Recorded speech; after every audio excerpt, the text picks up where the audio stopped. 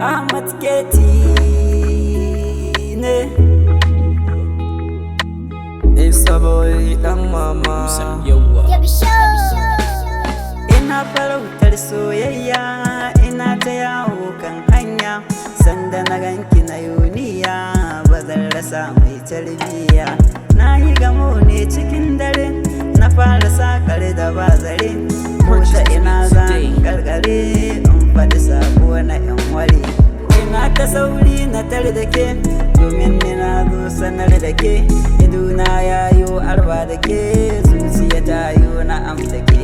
kina da gurbi a zuciya karfa makullin ta marike na samu damar zama da ke ni zan kawo maki ruwan rake kin zama ni na zaman da ke za na fi kowa kula da ke amma ta san ba kamar yake mama na mata yaba da ke gare ni kin zama malama amma ta kin zama jaruma soyayya an sake karrama zuciya ta samu salama Kina da kyawo, kina da ilimi, ki ce muradin shi.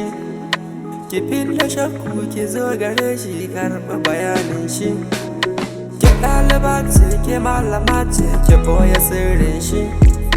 Kar da ki kishi, kar ki guje shi, ki cinke gurbin shi. Amshi fitan shi, ki sa a ranki, kin ba shi mulkin ki. Bani da burin cutar da ke, ki bani kauna na mallake. Tarkon makiya mu tsallake zaman mu zai kyau da ni da ke kisa a rai dai na fargaba auren mu za a yi a nan gaba gata akwai kyau na kwalliya ta dara matan Najeriya a ko'ina in ta sallama za a ga ta samu tarbiya zo